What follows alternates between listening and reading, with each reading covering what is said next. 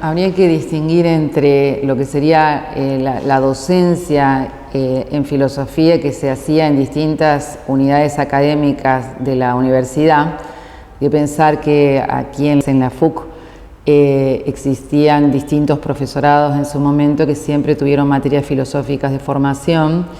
La materia más básica era, en su momento, iniciación a la filosofía, se denominó de distintas maneras, introducción a la filosofía, filosofía secas también. Y después en el ámbito de derecho, como formación de la carrera de abogacía, también existía filosofía. Comenzaron a dictarse distintas epistemologías. Entonces hubo epistemología de las ciencias sociales para la carrera de letras, una epistemología para la carrera de biología, también epistemología en la carrera de arquitectura, que sigue estando.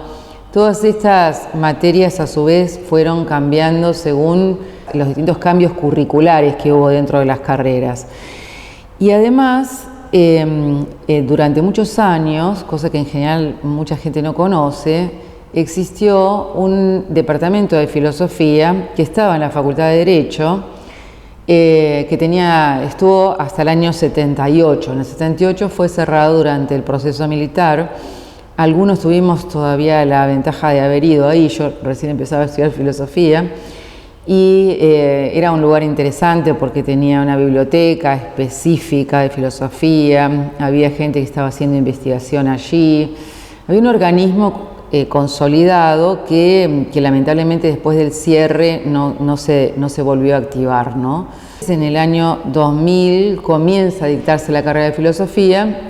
1 año y medio, 2 años antes, habíamos comenzado a reunirnos un grupo de docentes que estábamos ya trabajando en la UNL, en la Secretaría Académica de la Universidad, que en ese momento estaba presidida por Graciela Busaniche, que facilitó en gran parte no solamente el espacio físico, sino otros aspectos que condicionaron mucho el comienzo.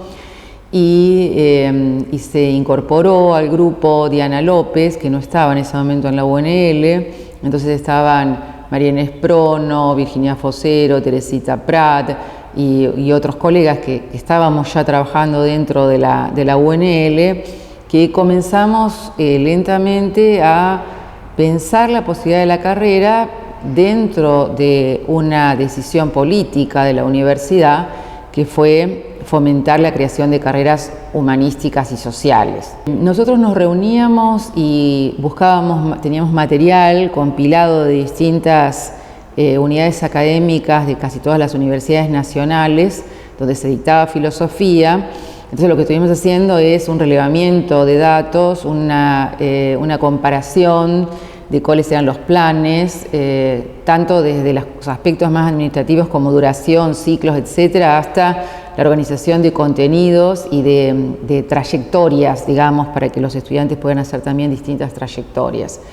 Y bueno, ese plan contemplaba una primera etapa que se denominó Diplomatura en Humanidades y una continuidad que podían tener los alumnos en una segunda etapa para una licenciatura en filosofía. Nosotros nos insertamos en la Facultad de Humanidades cuando las tradiciones dentro de la facultad eran diferentes. ¿Por qué? Porque la Facultad de Humanidades venía de un instituto del profesorado. Se había transformado luego en una facultad de formación docente. Casi todas las carreras eran profesorados, a partir de los cuales luego se habían elaborado las licenciaturas. Nosotros hicimos el paso a la inversa. Nosotros generamos primero el plan de licenciatura y 4 años después comenzó el profesorado de filosofía. Entonces fue como una experiencia nueva también para nosotros que fuimos parte de quienes lo gestamos o quienes lo auspiciamos de algún modo, y la historia propia de la institución. Una vez elaborado el proyecto, ustedes saben que esto tiene que seguir carriles institucionales, pasa por los consejos directivos, los consejos superiores, se eleva a nivel nacional, o sea que esto demanda un tiempo de gestión, no solo local, sino nacional. Cuando ya estuvo aprobado el plan, entonces, se decidió que iba a comenzar en el 2000, entonces, la puesta en funcionamiento de la carrera, y para nosotros fue no solamente una situación de mucha alegría ponernos ya en marcha, sino también una condición de mucho peso y de responsabilidad desde el aspecto individual y del aspecto institucional, porque había recursos humanos en la zona que podíamos cubrir algunas cátedras, pero de hecho una carrera entera no se iba a poder cubrir con los recursos locales. Entonces hubo que convocar gente externa. Esto nos fue pasando en muchas oportunidades y siempre estuvimos muy agradecidos a la Facultad de Humanidades que permitió económicamente traer estos recursos.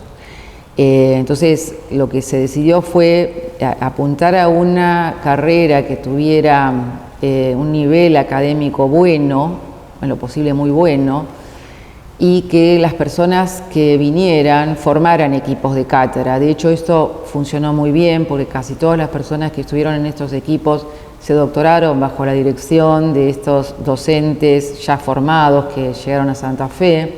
A su vez, estos docentes contribuyeron mucho a generar equipos no solamente de cátedras, equipos también de investigación.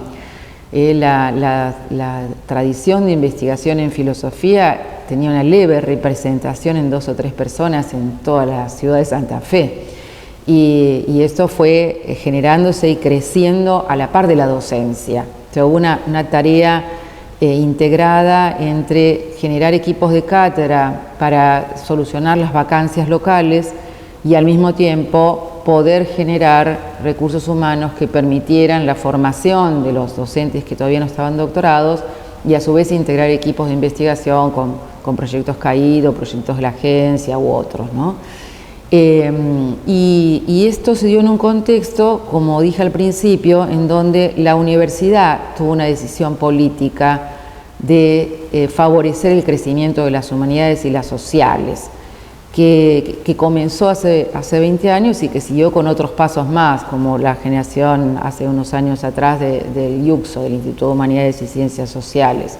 El contexto en el que nosotros comenzamos fue muy particular, porque pensemos en la crisis del 2001, ¿no? Estábamos en un momento político difícil y la diplomatura en humanidades se generó y se empezó a dictar en una doble modalidad. Una modalidad que era una modalidad presencial y una modalidad que era una modalidad virtual. Íbamos los docentes a un canal local donde se transmitían nuestras clases y llegaban a aulas virtuales que estaban en la provincia de Santa Fe, en el sur de Córdoba, en la provincia de Entre Ríos, hasta Corrientes.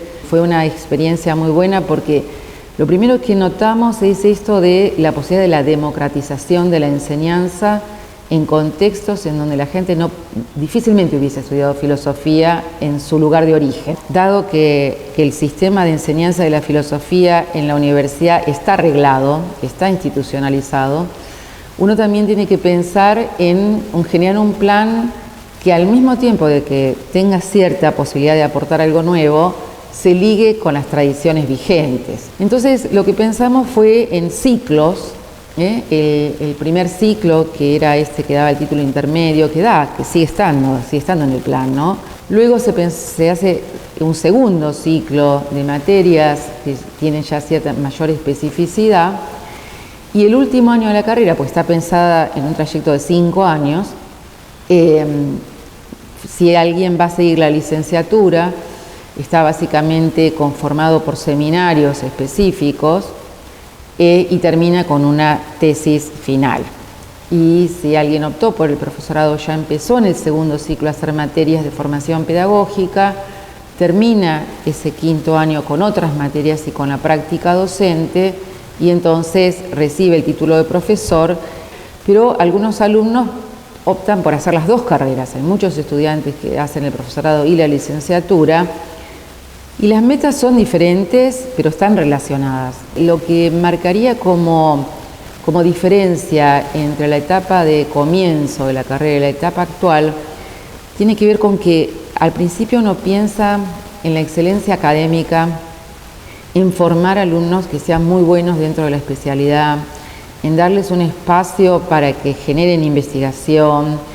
Con el tiempo, uno se da cuenta que esa cantidad de tiempo que uno destinó a la formación interna de la carrera y requiere de una interacción mayor con otros medios, con el mismo medio local, pero también empezamos a ver la necesidad de trabajar en relación de una carrera más abierta al medio.